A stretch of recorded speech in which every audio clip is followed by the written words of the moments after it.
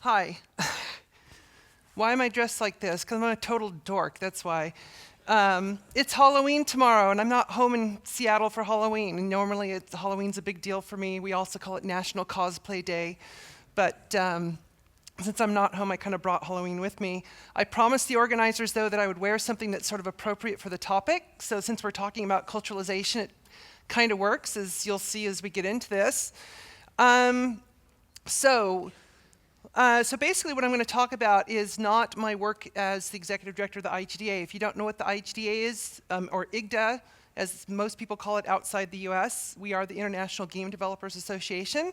And we basically exist to advance the careers and enhance the lives of game developers, because we are the professional association for anyone who makes video games worldwide. And so you can find out about that online, igda.org. That's my plug. But what I am going to talk about is not how much of a geek I am with my daughter, who is a costume designer. That's one of the reasons why we cosplay. But I am a geek. And going out of high school, my aspiration was to be a conceptual artist on Lucasfilm, or for Lucasfilm to work on Star Wars. That's all I wanted to do, was work on something Star Wars. I didn't go there. I did a different direction. I went into geography, because I have always been interested in maps and culture and all that kind of stuff. But I retained my geekness, and of course, when this thing showed up, I'm old enough to remember when this actually showed up in the stores, and it became a moment that was pretty monumental moment for a lot of us that was similar to this. So basically, we evolved as entertainment consumers back then, and we could not believe what this thing was, and so we totally got into games. And so I've been a gamer ever since, and I've been also just fascinated with game technology and technology in general, and the intersection of technology and culture. And so, like, for example, I did my master's thesis in geography about virtual worlds technology being used for cartography. But that was back in 1991 when the first pass on VR, when we were all excited about it, but the technology just wasn't there yet. Of course, now the technology is here, and we'll see what happens. So what I want to emphasize first is that I think a lot of us realize that the industry's future is global. So you can look at different numbers. When we look at localization, so localization or localized versions of game content accounts for about 50% of the global industry's revenue. A lot of people don't realize that it's that huge. And so that's a major factor that fuels a lot of decision-making around which games are being made, where are they going, what languages are we going to localize into, what markets are going to be key for us, and all that kind of thing. When we look at projections like PricewaterhouseCoopers, every year they do a projection on where the industry is going, how much it's growing and everything. So I mean, this industry is, as we all, I think, realize, is still growing very, very quickly. A lot of that growth is in mobile, and that shows up in some of the emerging markets where we're seeing a phenomenal growth in game consumption. And this is just over the next couple years projection. And they're even saying that Russia is going to become the 8th largest market for game consumption. That's with all the piracy happening in Russia, so that's pretty major. So a lot of companies already realize this. A lot of them are already focused on localization, and they realize that that's really important. The thing that is shifting, though, is that it's not just about language. It's not just about adapting the language.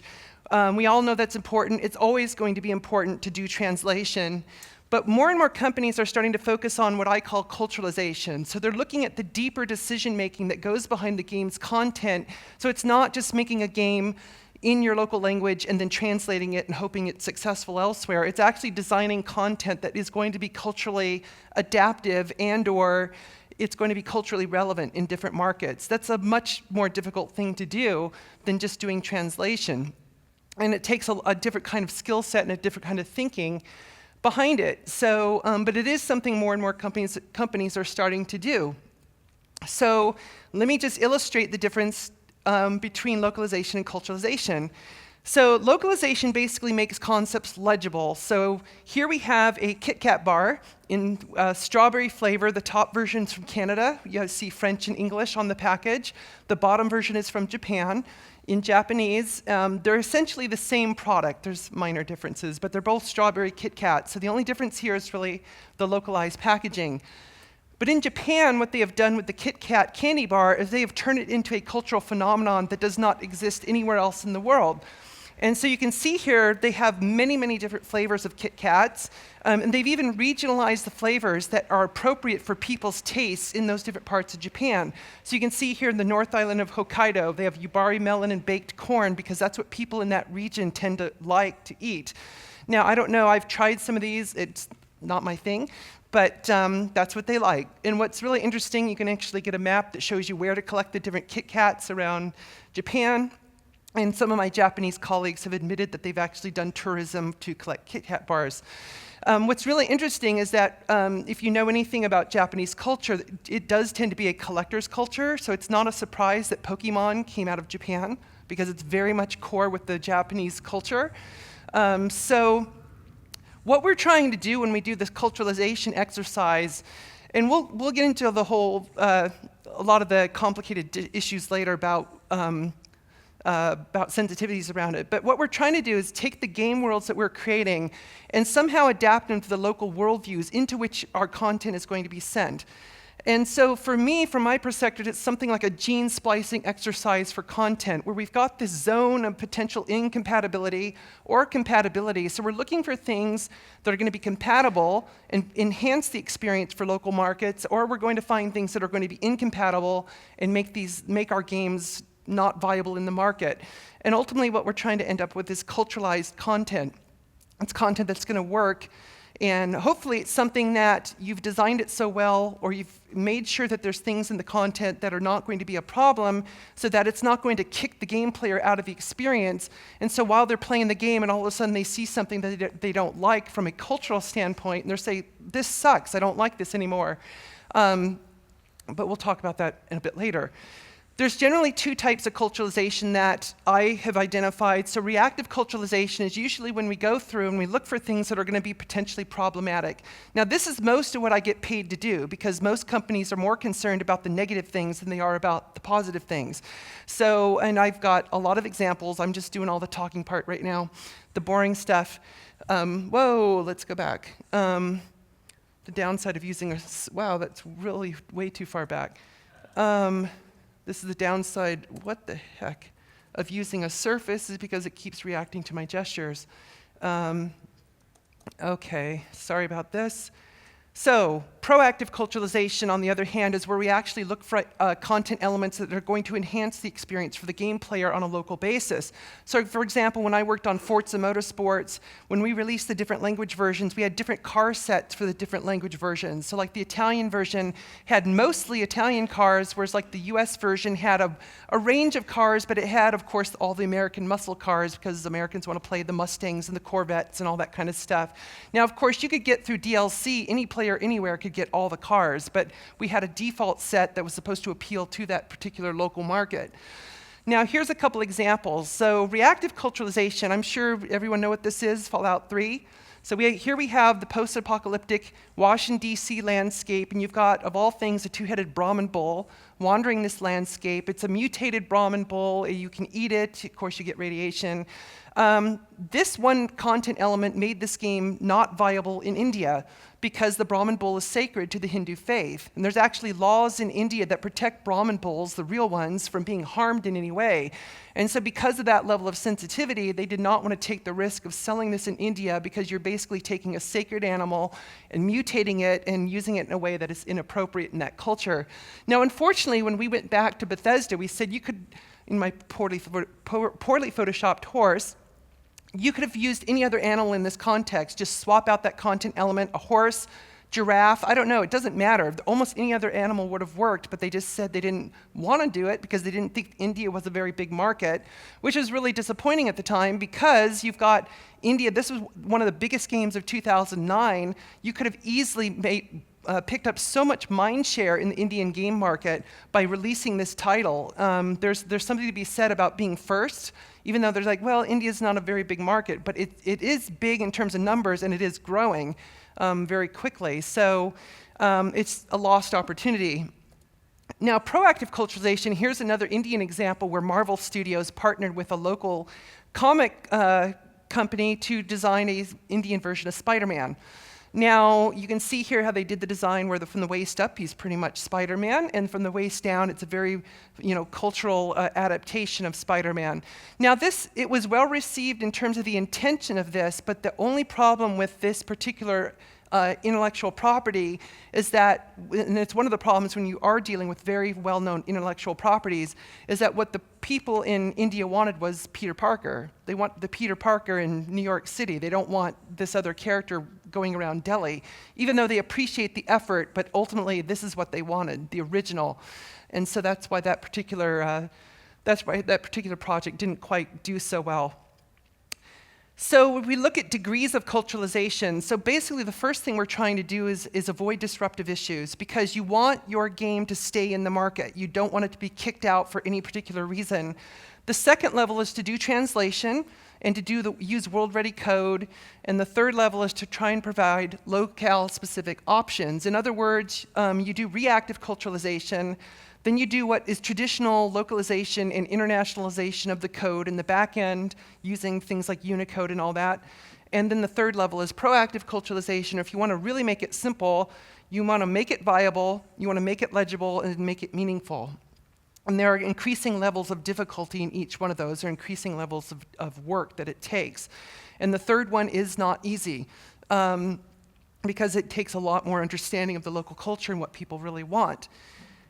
So when we're looking at a development cycle, and granted this is very, very simplified, especially the fact that now today we have dev cycles that don't stop because we're constantly churning out online content, but this is very generalized. So usually when we have this sort of like early phase concept, in the middle phase of core production, and then the release phase, typically what happens is most localization happens at the end because they're waiting for the content to be done so they can actually do the translation. Most culturalization, however, starts early. It starts very early. So for example, when I work with my clients, I sit down in day one meetings. I'm talking to the producers, the writers, looking at the artist, conceptual art, all the early stuff, because I'm looking for ways to course correct an idea that might be really, really wrong from the start. And in all the years I've been doing this work, for over 20 years, there's been only 2 instances I can remember where we actually killed a project because the original concept was just so ill-conceived that we're just like, this is not going to work at all. And so we killed it. But most everything can be rescued just by kind of doing some tweaking, which we'll talk about a little bit later. But this is a big difference. This is a big difference in the way of thinking, because most projects think about doing all that international stuff later, when in fact with culturalization you've got to think about it early, because you want to catch this stuff early, because it gets, the further down the line, the more expensive it gets to fix. So we're going to talk about some key culturalization strategies. So I want to talk about the 5 key cultural factors that typically affect game content, and and how to create cultural evidence about performing smart surgical decisions, and then defending your choices, which is a really important point that we'll get to at the end. So let's talk about the cultural factors. So these are the top 5 things that typically have affected game content over the years, and some of these are probably pretty obvious. I mean, we all know about like the faith issues, for example, and so let's go talk about all of these. So first of all, history. So historical memory is extremely persistent in some markets. In the United States, where I'm from, it's not really a concept that's well understood because we've only been around for 200-something years. And so our, quote, culture, if you want to call it that, just really doesn't have a lot of context in terms of time. We think of, the 4th of July, woohoo, Independence Day. It was only 200-something years ago. So, whereas a lot of cultures, like you look at some East Asian cultures, I mean, they've got millennia of history behind them. And so, but it's an issue not only for long-term history, but for short-term history. So let's talk about Age of Empires. So I worked on all the Age of Empires games. This was the first one. And so what we have here is this scenario was where the Yamatos in blue from Japan, they invaded the Korean peninsula, and they basically took over the Choson Empire in red. That's what history tells us. Basically, the Choson Empire effectively got taken over by Japan. So the game gets released in Korea, and the Korean Ministry of Information says that never happened. Never happened that way. So this game is banned, and so you're going to have to fix this error. And so we had a huge ethical debate. what should we do here? I mean, they're asking us to change history. Of course, this is Age of Empires. It's history. It's very highly generalized, but they are trying to be true to the actual campaign that took place. Well, after debating what they basically decided, because they wanted RTS game like this to go into Korea, because we knew from market research that RTS games were very popular in Korea, which of course StarCraft came out a year later, and we all know what happened with StarCraft in Korea. So what happened is we actually ended up creating a patch for Korean players that basically changed history. So you can see the Choson actually invade Japan rather than the other way around. And that was considered acceptable by the Korean Ministry of Information. Now, again, it created a lot of debate internally about should this be done? Is this the right thing to do? And I had to remind some of the people when I was working on Encarta Encyclopedia a few years earlier, in the Italian and French versions of the encyclopedia, we had different heights for Mont Blanc, because at the time, the two governments did not agree on the height of the mountain. So there is a very factual thing, a height of a mountain, that is different in different versions of an encyclopedia of all things, which is supposed to be like the pinnacle of knowledge, just like Wikipedia, right? So anyway, so that was kind of an early stage debate over, should this kind of thing be done?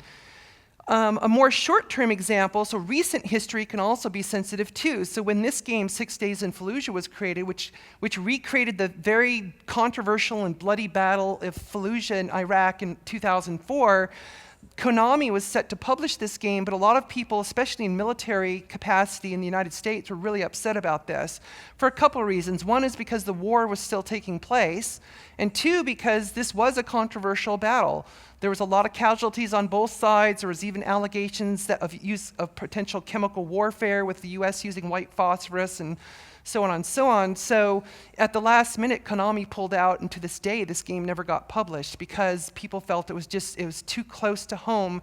And so maybe in another 10 years or so that people will feel more comfortable because you've got that distance of time, so that subject will be able to actually be explored. Of course, the other thing they could have done is genericize this game. Instead, don't make it Fallujah by name, but just call it something fictitious, but still keep the same scenario. That would have been a potential solution to get around this. You basically fictionalize what happened in Fallujah, but to their credit, the game team said, no, we want it to be about the Fallujah battle. So that's why they stuck with it and never released. So faith as well. So cultures we know maintain expectations based on religious beliefs, and so that brings into the picture a lot of issues that we have to be very conscious of. So these two games included audio that was from the Quran. Now the one on the left was one that I was directly involved with, where they found an audio file that had chanting from the Quran, and it was found at the very last minute. There were already printed copies of the game literally on trucks moving to stores when this error was found. So the team fixed the error right away because they realized, yeah, we can't have that in the game. But then the decision was, what do we do with it? We have all these copies. Of course, my recommendation was just destroy the copies and print new ones. It's not that expensive. But the decision, higher powers decided, no, we'll release it in the US because that'll be okay. And me being a geographer starts quoting, did you know there's 7 million Muslims in the United States? Did you know that the city of Detroit's 50% Muslim? Be quiet. 3 months later, we get basically a message for the government of Saudi Arabia that was extremely upset about this game. And keep in mind, Saudi Arabia was never a target market for this game. So basically what happened, the game gets released in the US and people from Saudi Arabia see it, they get offended by it, they go back, they notify the government of Saudi Arabia, who then takes action against Microsoft. And so it became a huge debacle, big media thing in the Middle East. I had to go to Saudi Arabia and Dubai and other places to help do damage control over this, right as the second Gulf War was starting, so that was exciting. So this stuff is a big deal. I mean, as we know, this has implications that we've seen in other media forms that can be very, very serious. And so this is something that we have to be thinking about sometimes. Now, the problem is with that particular audio file is that the developers didn't know what it was. They didn't know it was Arabic. All they did is say it sounded cool. And so they didn't do any due diligence to find out what those lyrics actually were, and that's where the big mistake was.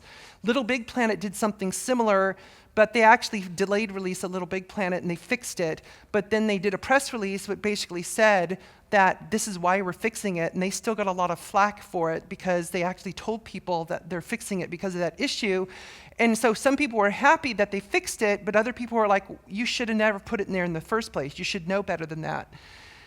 In Resistance Fall of Man, they recreated the Manchester Cathedral in the UK with perfection. They did a great job of it. However, they also took the action into the church, and as you can see, they kind of destroyed part of the church. The Church of England wasn't amused. They asked Sony to basically take this game off the market, which of course the game was a launch title for the PS3. They're not going to take it off the market. They eventually came to some kind of agreement, but out of this, the Church of England created what they call sacred digital guidelines. So now if you want to use any facility in the Church of England network, you have to get approval for using it, either if it's a game or a film or whatever it is, because they don't want you basically messing with their architecture. Hitman 2 did something similar where they took the bloody action inside the Golden Temple in Amritsar, which is the center of the Sikh faith. So you might think it's kind of offensive when the main, I don't know if you call him the protagonist or antagonist, but basically he's killing Sikhs in their most sacred place. It's kind of not a cool place to have that kind of setting. Even things like this. So when I worked on Jade Empire, Jade Empire had a lot of Pan-Asian influence in the game. It was borrowing from Chinese, Japanese, Korean, some Indian culture as well. And you can see here like this elephant demon. This was a later version of the demon, but originally it looked very much like the Hindu god Ganesha. And it was just too similar, and it was much more ornate, very much like Ganesha was in typical depictions. This is one of those things where you're basically taking a revered God from an existing faith and turning it into a demon character that is evil and attacks you and all that kind of stuff. So you kind of have to be conscious of that thing. Inclusion and exclusion. This is kind of a broader category. So it's where groups can be, they perceive inequitable treatment. It could be on the basis of culture, gender, ethnicity, nationality, you name it. It's any kind of reason to feel like there's exclusion or inclusion going on for a particular reason. And so something like this, where I think a lot of us saw a lot of these early images with Resident Evil 5 when it came out, where we see this Caucasian protagonist going around a sub-Saharan African village gunning down African villagers. And this imagery was very stark to a lot of, I know in America where we have a lot of issues around race, these images were very shocking to a lot of people. And of course, the developer kept saying, well, what's the big deal? They're zombies, so it doesn't matter. But what they didn't realize is that there's certain cultural significance, like the whole notion of the dark continent and the great white hunter and all these very offensive notions that still persist. And so the interesting thing to note about this, and a really important point, is that every one of us develops our games with the context that we carry with us. So I'm from Southern California originally. I've lived in Seattle for 20-something years. So I have a very West Coast US frame, and I recognize that fact. I know that. And every one of us, regarding wherever we come from, wherever we've spent our time, we all have a cultural context in which we develop and do our work. And we cannot avoid that. You will not avoid it because it's part of your psyche. It's part of who you are. And so when we realize in this particular instance, why did they miss this so easily? Well, remember that this game was chiefly produced in Japan. Japan is 98% ethnic Japanese. There really isn't a notion of diversity in Japan, especially this kind of diversity. And so some people are very quick to condemn them, saying, you're idiots, you should have known better. But it's like, but they didn't have the cultural context to understand that level of diversity. So my point is, don't judge too harshly. It is something that they should have checked, but at the same time, there's a cultural context in which that content was created that gives some reason behind why this actually ended up this way.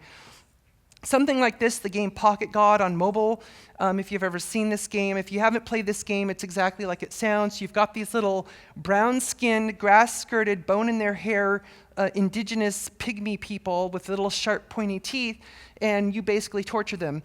And you can have the ants attack them, you can make the volcano explode and melt them and all that kind of stuff. So the problem with this one is that not only the depiction of the particular people, which is a very, that's a depiction that's 100 years old. That's a Victorian era kind of depiction of indigenous people with the bone in their hair and the grass skirts and everything. But the developer kept saying, this is not any particular culture, it's completely fictitious. Really? Well, then why do you have a moai that only exists on Easter Island sitting on this island? So that cultural artifact of the moai instantly pegs these people to a specific culture. So you can see in this previous image that what they actually did was change it so that it became something that was not a moai. But as long as they had it in this, which was the earlier version, this made it a specific culture, and therefore there's a reason why the Polynesian people associated with that culture were really pissed off about this, because they feel that they were being picked on, they were being excluded from the experience by being the subject of torture. So cultural friction. So this is another broad category. So there's all kinds of reasons why the tensions exist between different cultures and nationalities. Could be all kinds of reasons. So let's look at, so we're going to look at Korea and Age of Empires again because they produce such great examples. So this was box art back when we had actually printed boxes. So this box art was not welcome in Korea. Can anyone tell me why? Yes, the samurai, exactly. Now, can you tell me why the samurai was sensitive in 1999? For bonus points. For the sake of time, yes. Were there still frictions between, it was just opening up the market from Japan to Korea? Not quite. So the reason in 1999, so there's, in the middle of the Sea of Japan, which is called the East Sea by Korea, there's a disputed island called Dokdo in Korea, or Takashima in Japanese. So the two forces, the two countries are fighting over this every once in a while, or arguing, I should say, not fighting. In 1999, it was a very strong spike in tension between the two countries over that particular issue. So Korean retailers did not want to put anything on their shelves that had anything to do with Japan. That's why they didn't want this box on the shelf.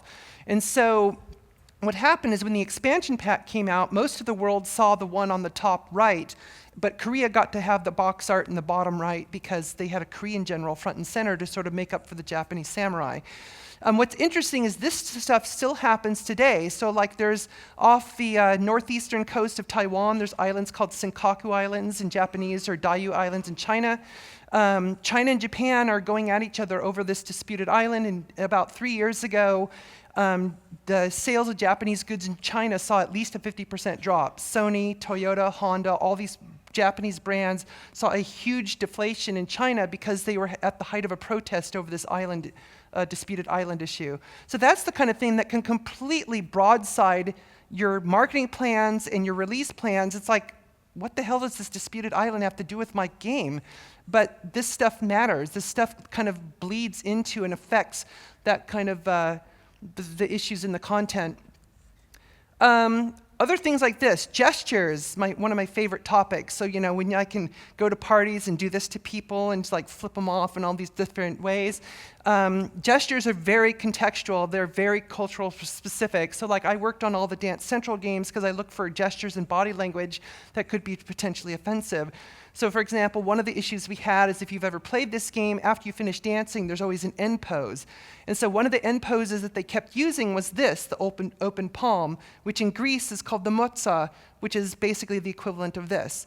And so imagine at the dance, every time the dance finishes, you go like that. It's not appropriate.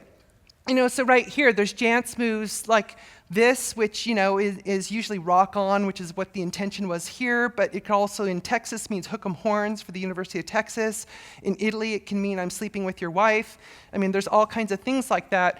Or like the one over here, which is kind of the bras d'honneurs from France, which is, this version of the middle finger. But he's not quite doing it, but it sort of looks like that. So I kind of look for things like that and see if it might need to be tweaked.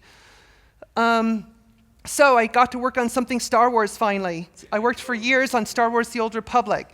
What in the world would be wrong with Star Wars? It's been around for a long time. What could go wrong is when we have the potential to force players to do something that they don't want to do. Or maybe they do want to do it, but a certain, the cultural regime of the market in which they live is not really cool with that action. So in this particular example, what happened is one of the scenarios you were playing a Sith character, which a Sith is evil. They do evil stuff. We all know that. So in this particular example, as a Sith character, you throw an NPC on the wall and you start torturing them with force lightning, and you go through the typical BioWare dialogue tree to basically, get answers out of this NPC, because that's what you're trying to do. And as you're going through the tree, you keep zapping, and they start smoking and bleeding and all that kind of stuff. The problem with that scenario is that there was no way not to torture. You were forcing the player to actually torture someone in the game, and that's not cool with some countries.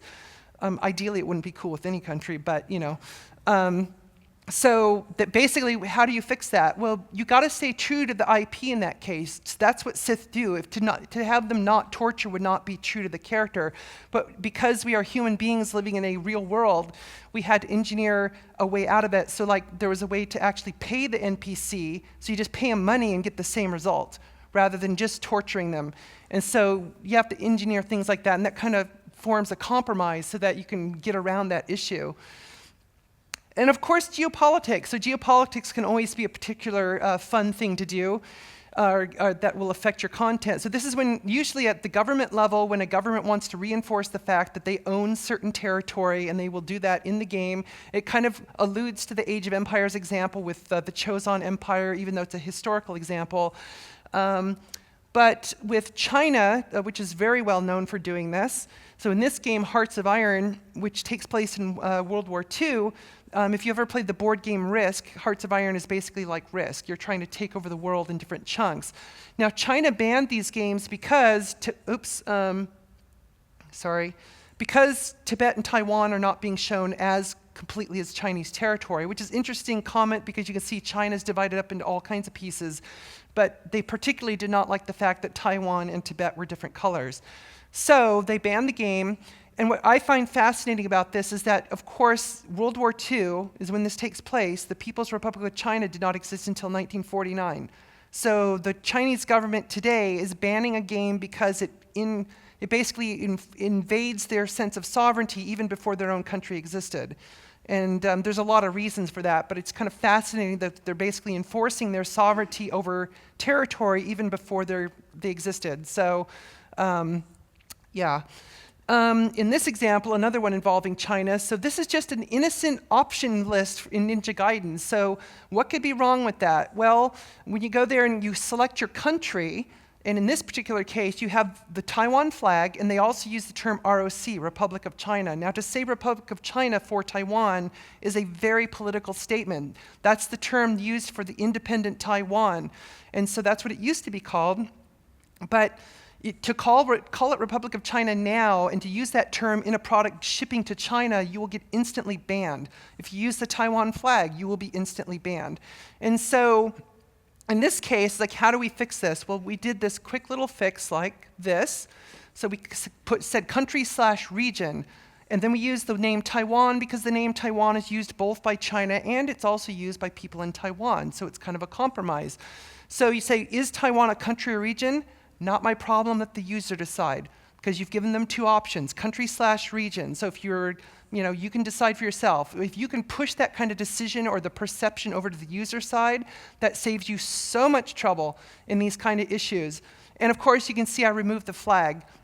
Why did I remove the flag? A, it's sensitive, and B, you cannot properly represent a national flag in a tiny little bunch of pixels, especially when you're dealing with some flags that are very honored in different countries, or flags like this flag of Saudi Arabia, which is green and it has script from the Quran in the middle. And so if you're going to take that script from the Quran and mush it down into like 4 little white pixels, that can be a potential offense. So just the flags are not really useful.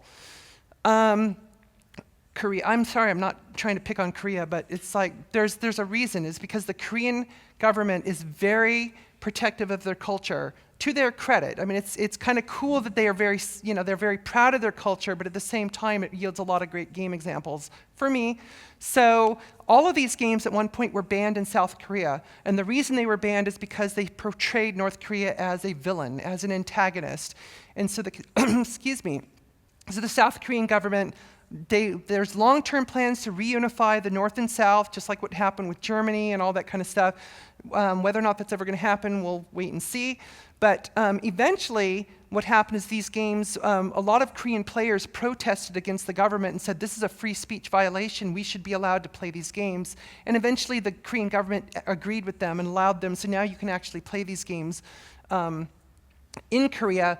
What's interesting, though, by contrast, is that when the James Bond film Die Another Day came out, which also had a North Korean antagonist, the movie was protested, but it was not banned. So it still showed in Korean theaters, but there were some protests, not very adamant, but there were some. So the movie was allowed to go forward and be shown, whereas the games were instantly banned for the same reasons. So that kind of illustrates a little bit of that perception between film and games, but we're not going to get into that right now. And I added this because in the other realm, I also do work in non-games on stuff. So like after I left Microsoft, I worked with Google for 6 years. I created their geopolitical team just like I did at Microsoft. We did a lot of issues around Google Maps and Google Earth, and we kind of perfected what we call domain tailoring. So you can go in Google Maps, for example. So like if you go to the googlemaps.google.com, you will see this version on the left where it shows the disputed area of Kashmir with all the dotted lines. But at the India version over on the right, that's what you have to show by law in India. If you do not show a map that way, the map will be banned. Or the domain, in this case, that domain will be blocked. And so there is a government requirement to do that. And there's all kinds of examples of this. In Morocco, they want Western Sahara to be shown as part of Morocco. China wants the whole South China Sea and Taiwan to be part of China. On and on it goes. There's a very long list of these kind of tailored things. 2 weeks after Russia invaded Crimea, Google Maps for Russia was showing Crimea as Russian territory. That's how quickly they flipped the switch. So it's an issue that's prevalent in a lot of different types of content. So those were the 5 key cultural factors. So let's talk about cultural evidence. So this is really, I would consider this to be the highest risk activity because, we can talk about the concept of the game. Okay, I'm going to make this kind of world. It has these kind of characters. This is the story arc that they're following. Great. Everyone knows this is what we're going to do. Okay, great. Go back to your cubicles or standing desk or whatever and start working. And this is where everyone is heads down, churning out content. The artists are creating environments and creating stuff, and they're designing characters.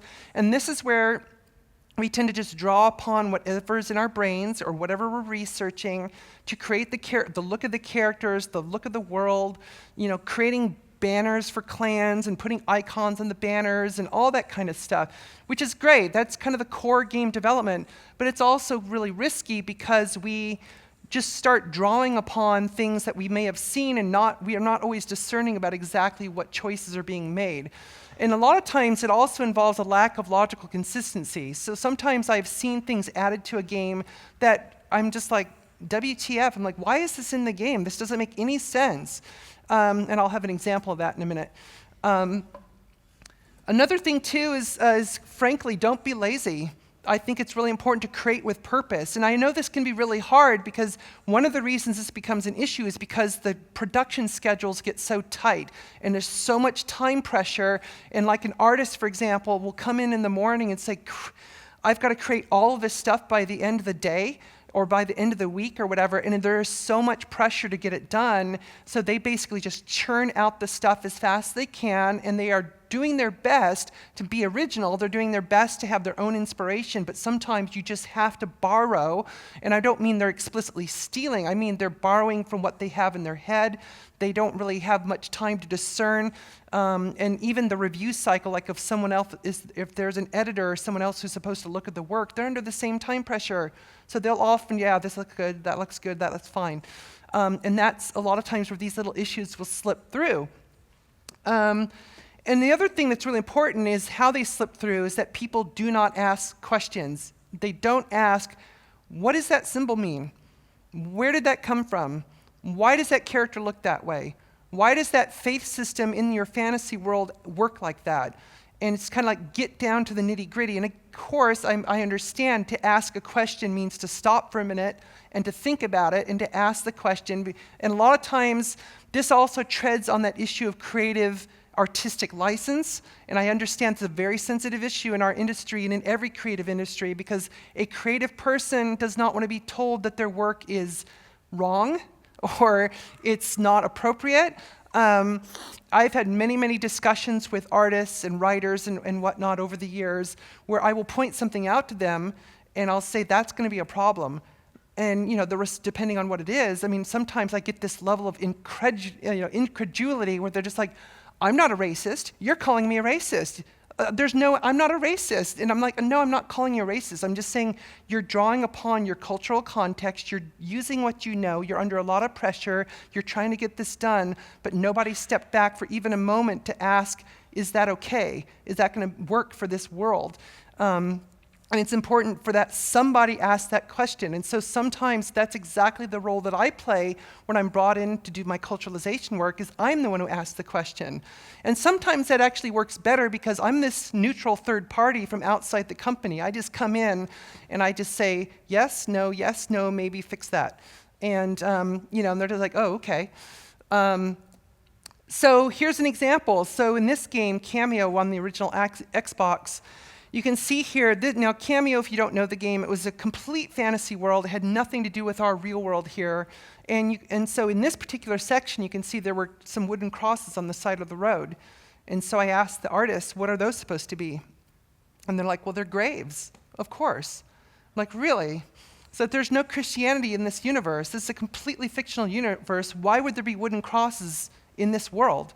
And the response I got was, well, what else am I supposed to use?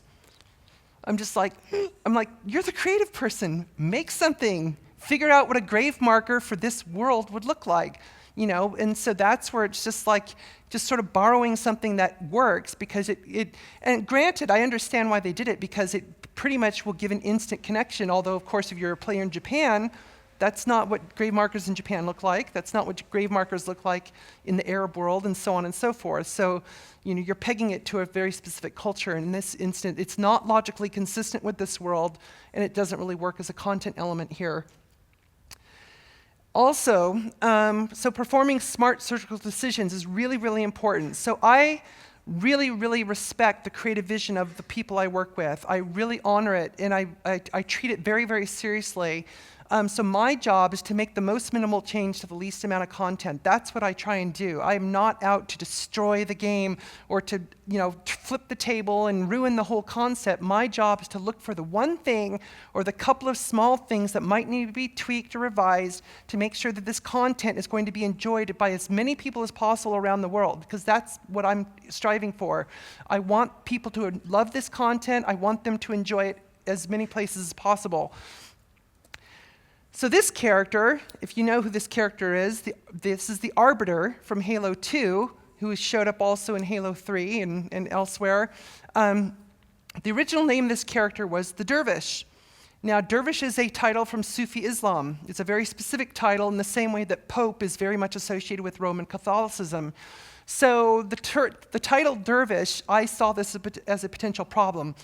So why did I see it as a potential problem? For several reasons. So one, does anyone not know the backstory of Halo at all? A few, okay. So just very quick. So this is a member of the Covenant. The Covenant is a kind of a group of different alien races kind of joined together. They're run by 3 leaders. Each one is called a prophet, one of whom is called the Prophet of Truth. They are a kind of quasi-religious alien group that worship the Halo rings that they want to activate and destroy all life in the galaxy. They're trying to be stopped by the Master Chief, who is essentially, in my view, a US soldier archetype, and he's got a group of soldiers with him who are basically stolen from the movie Aliens, and in my opinion. And so so basically that's kind of what it is. So you got Master Chief trying to stop the Covenant and all that fun stuff. So this character, he was an agent of the Covenant, okay? He was sent out by one of the prophets. Now, the Prophet of Truth is a very often used synonym for Muhammad. Now, I let that one go, though, because Prophet of Truth is pretty generic. That can apply to a lot of different religious figures. So Prophet of Truth really isn't that big of a deal. However, you put all of these pieces together. So you've got the dervish, which is a specific title from Sufi Islam, who is being told what to do by the Prophet of Truth, who is trying to be stopped by this US archetype soldier and trying to basically stop this Covenant religious group over here. This is the first major title Microsoft is releasing after 9/11. Okay? For making big crescents that go around the world. Yes, yeah, for making giant crescents, also called halos. So you put all those pieces together, and I saw the potential for allegory that this was going to be the largest game title that Microsoft was going to release this year. I thought that using the term dervish potentially connects all of this stuff to a specific faith system because you're using a term from Sufi Islam.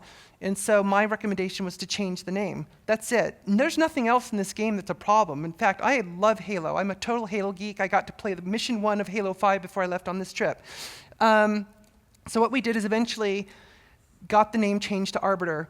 And there was a lot of pushback, and it took a very long time for this to happen because it was an issue over creative freedom between Bungie and Microsoft. But eventually it got changed. And frankly, in my personal opinion, I think Arbiter is a much better term for what this character does and what the character is in the game. But that's it. Surgical change, one thing, and that's it. And it's over. This is another one. This is a packaging problem. This is a really easy one to fix. So, it's just really interesting to me. It's fascinating to me to want to, I don't know who actually designed that, but I would love to sit down with and have tea with them and understand what their thinking was. Maybe I don't want to understand what their thinking was. But this was a very easy one to fix. It's just like, poof, look, it's done, no more problems. They realized pretty quickly that, that's just awkward. And then also we want to talk about defending our choices. So we have to remember, of course, that we live in a cloud world these days, or whatever you want to call it. So we have our content, anything we release has instant exposure and reaction. It also has global ubiquity. So you have this multicultural audience, and I kind of sometimes yearn for the days of CD-ROMs and DVDs because you could actually sort of control where they go. But even today, it's like there is no control. And anyone who thinks they have any control over where their content goes is completely deluded because anything that gets released will be on the streets of Shanghai within 24 hours. I guarantee you it will be, whether you want it there or not. That's just the way the world works. Even the hardware will show up where you don't really intend it to. And that's just the way it is. And so you can't really say, well, we didn't intend for it to be released there. That wasn't our plan. It's like, it doesn't matter. Some governments don't care. Like the Chinese government, they don't care whether or not you intended your content to go there. If they see it and they see something that they feel is problematic, they will ban it and they will take action, whether you intended it or not. And so we have to be thinking about that. The other thing, too, is about community. And we all know this very well. We've learned these lessons, especially over the last year, how we have activism at every level, which can be a great thing. So if people love what you do, they love your game, it's the coolest thing ever because you're just getting love from all around the world through the social media, and you're just getting waves of love. But if you do something wrong, then it's waves of hate, death threats, everything else you can imagine. And this applies to a lot of different things. We've seen it in the games world, especially lately. We've also seen national governments overthrown through social media because that's how it all got started. The ball got rolling through social media. So this is a very strong force that we have to be keeping in mind. And the other thing that's really important, so this is kind of what underlies a lot of the work that I do, and one of the things that I look for when I'm doing my work is the issue of mind share, because ultimately this is the battleground right here. This is where governments and cultural institutions in different countries, it could even just be consumers in general, are fiercely competing for public mind share. So who gets to write the cultural narrative of that locale? This is the very issue of why the Great Firewall of China exists, to block content that could potentially influence mind share in the Chinese market. And so this is a very important thing. So a lot of these reactions that we see from different governments are based on this issue. And so this should not be something that affects or destroys our creative process, but it is something I think we need to be aware of in the back of our minds, that it's out there. And so when we make choices, we have to be thinking about the fact, do I want to get messed with that issue? Do I want to challenge that issue? Because if you start touching upon that issue in this particular market, I can guarantee there's going to be potential backlash. Another thing that's really important for us to consider is the intended audiences for game content. So we have, or the key audiences. So one is the intended audience. That's generally who we care about for the most part. These are game players. These are people who understand games.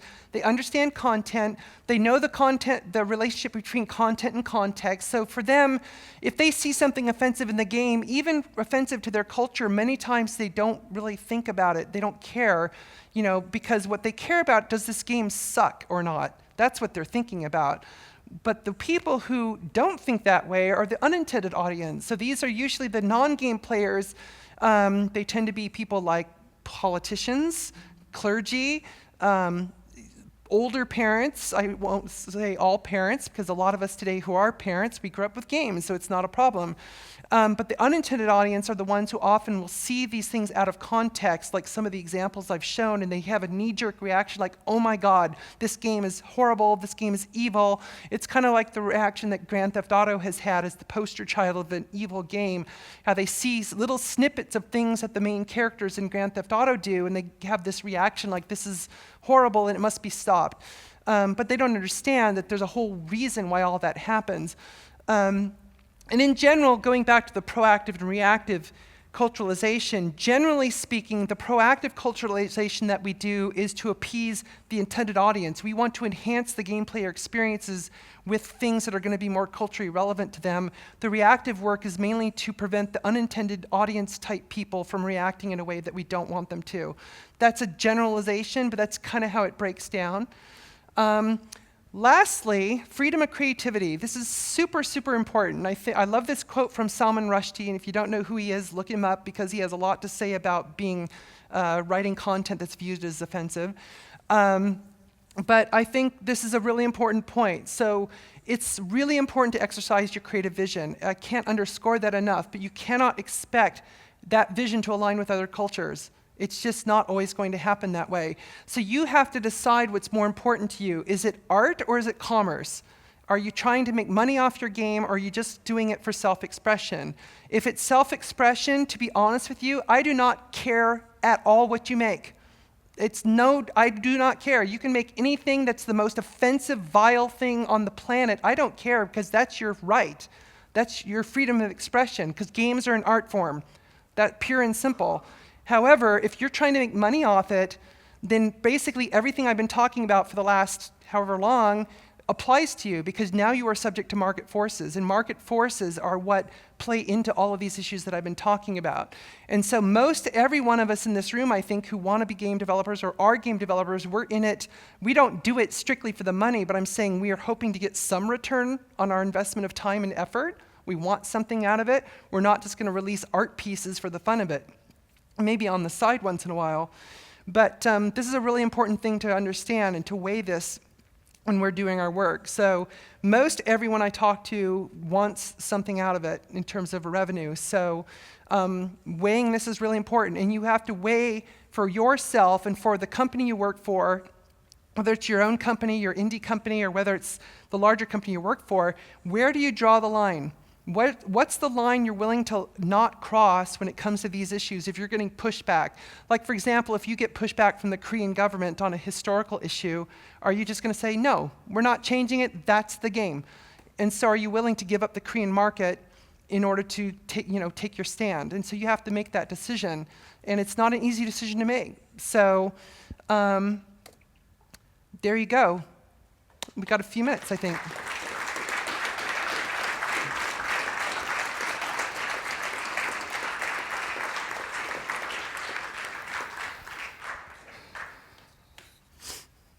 Are there any questions?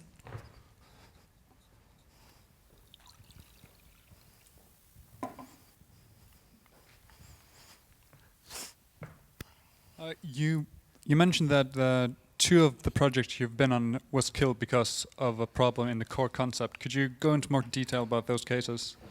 I will with one of them. The other one I don't want to go into. So one of them was a game that was intended to appeal to Native Americans, to indigenous American people. And so the themes that they were using in the game were very much along the lines of using cultural cues from Native American culture. In fact, the main character was a religious artifact from Native American culture, and this character would go around basically doing things that you would never, ever expect a religious artifact to do. And they kind of anthropomorphized it, and it would like shoot animals and stuff, and like shoot beavers because the beavers were chewing the trees and destroying the forest, which is like, that's what beavers do. I mean, they use wood and make dams, and is that a bad thing?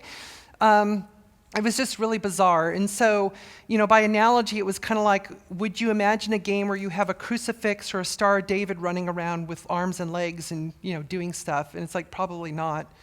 And so, it was basically not recognizing that artifact from that particular indigenous culture as being something that was that significant. So they just didn't understand it. And so the concept was killed, but unfortunately they'd already spent about $400,000 in development. And this was a console title, but fortunately it was only $400,000, because I can guarantee that the fallout from that would have been far worse. The PR fallout would have been a disaster.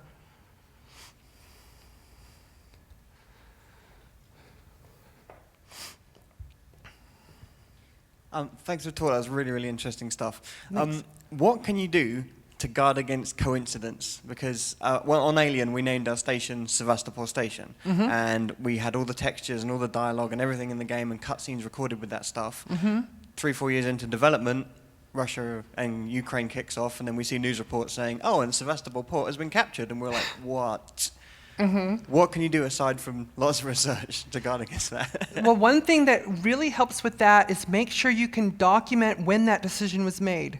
Because I've seen more than once is that one of the things I've advised some companies with is like, one of the problems that when they get confronted, say, by example, I know I talk a lot about government interaction, but frankly, the reason I say that is because in most markets, the government controls the means of distribution. In a lot of Western markets, that may or may not be the case. Like in the US, it's basically Walmart and Target who control distribution. If you can't get in Walmart and Target, then you're not going to sell your games, although that's changing rapidly. Now it's just make sure you're on Amazon. But you're trying to appease the means of distribution. Usually that's government controlled, so therefore, I've seen cases where a government will say something to a game developer, say, "Why did you do this?" And their response is, "Well, we thought it was cool." That's not a good response. So I tell developers, make sure you can document when decisions like that were made. And if you could just tell them, look, we made this decision 3 years ago. We can't predict the future. We had no idea. And so that's really important, I think. And even it's also really important, if you know you're going to include something in a game that's potentially sensitive, document it. And even write even a one-page explanation of why you made that choice. And a lot of times, if you do get some kind of pushback, at the official level, I mean, if it's PR, then it's PR. You have to work with PR people to kind of do your spin and statement and all that kind of stuff. But I've seen companies be able to defend themselves well when they actually had a rationale that they could explain to a government. They didn't just say, "We thought it was cool." They actually said, "We made this decision because we did our research, we talked to this academic or whoever, and these are the top 3 reasons why we did this." And I've seen officials back off a little bit. They're like, "Oh, so it wasn't just a random decision. You guys actually had thinking behind this." And sometimes they respect the fact that you actually thought it through and have a reason for it. But yeah, so I think it's important to be able to defend when you know you're making a choice that could be sensitive. But in your case, it's just a matter of, even if it's a random email from 3 years ago where you say, "Look, we're going to call it Sevastopol Station," that's fine. So, yeah. There's one right there.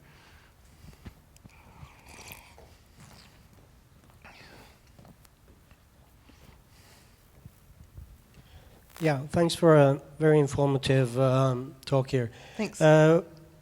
One question is that we see that several games have, through history, tried to provoke, like GTA, etc. In the mid-90s, they intentionally tried to provoke various groups to get attention for a product. We also see now that a lot of people are very sensitive about things, and you also have an interesting form of revisionism, like, for instance, Kingdom Come a Czech medieval game. People are complaining about racial diversity in Berman or Bohemia. So apparently there is a potential to get PR for provoking these kind of cultural things as well. Do you know of any major companies or anyone that is actually trying to use this as a marketing thing? I mean, it's always been easy to point to GTA. I mean, a lot of people point to GTA as being like the one of the greatest examples of doing that. I don't know of any company that actually would, they really go out of their way to provoke like that. I mean, certainly some do to some degree, I mean, but it's not as blatant and sort of like, hey, let's have a meeting and sit down and decide what are we going to use to provoke the PR, stoke the PR fire. That usually doesn't happen. I mean, usually it's something that might be a little bit by happenstance, and then somebody might say, hey, this is getting a lot of negative reaction. Let's go with it. Let's run with it. Which, I'm not, it depends on what it is, frankly. Now, like if Resident Evil, for example, if they had recognized the fact that they had this racial issue in the early images from the game and decided to use that to play up their marketing, that would have been a disaster. I mean, that would have been a huge disaster, especially in the United States, to stoke that kind of racial fire. Is just, you don't do that. So, I think it's also important to recognize too that, where we make the comparative art forms, where we look at films. So I often use the example of GTA with friends when I've had some of my more conservative friends ask me, why are you playing GTA? That game is horrible. I'm like, no, it's actually one of the better games I've ever played. So I ask them, for example, I say, have you ever seen The Departed, the Martin Scorsese film? And of course they have, oh yeah, that's a great movie, won Best Picture Oscar and all that stuff. I mean, in my opinion, The Departed is far more profane and far bloodier than GTA ever is and ever will be. But that's art. It's film. It's like high art, whereas the game is like, but you're actually doing it in the game. It's like, yeah, but you have a choice. You don't have to do it in the game. You can not do it. I tried to play GTA 4 by being good, but I couldn't because that's not the way the game was designed. So, yeah, I mean, I don't think a lot of companies do it willfully. I mean, but they do it to some degree. But I don't think it's really something that they go out of their way to do necessarily. But I think especially in the GTA case, once they understood the kind of reaction they were getting, they just kind of went with it because it's like, hey, it's gotten us a lot of attention. And I think to their credit, the creative vision of that particular game, they stayed true to it. That's the kind of game that it is, and they didn't change it because of that, because it's a unique type of game, and it should stay that way. Yeah, thank you. Mm-hmm.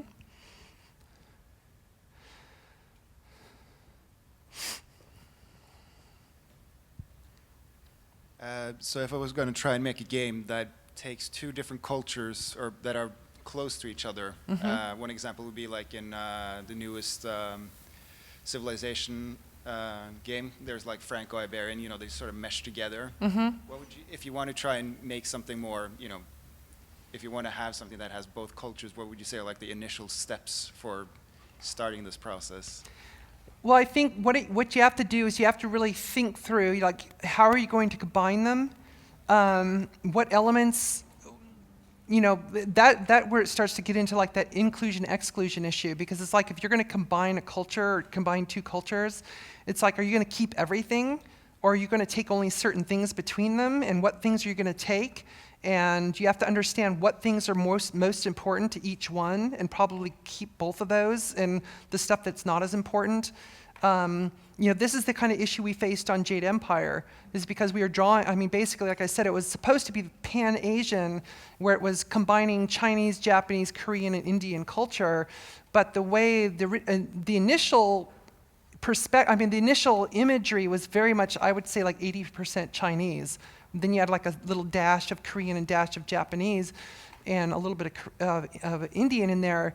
And that didn't work very well because, you're taking some of the most iconic things from Korean, Japanese culture and basically equating them with Chinese culture. And that was a huge problem, is that you were basically doing this cultural equivalence issue, which if you got anything from my examples, the Koreans don't like cultural equivalence like that. So, in fact, you can get little books from the government that tells you about why their culture is the best culture in the world. So, yeah, so you just have to be very careful about it and just make sure, you have to kind of approach it from a position of respect, you know, and so what are the better parts of those cultures that we want to put together that would be complementing to each other and kind of make it work that way. Mm-hmm.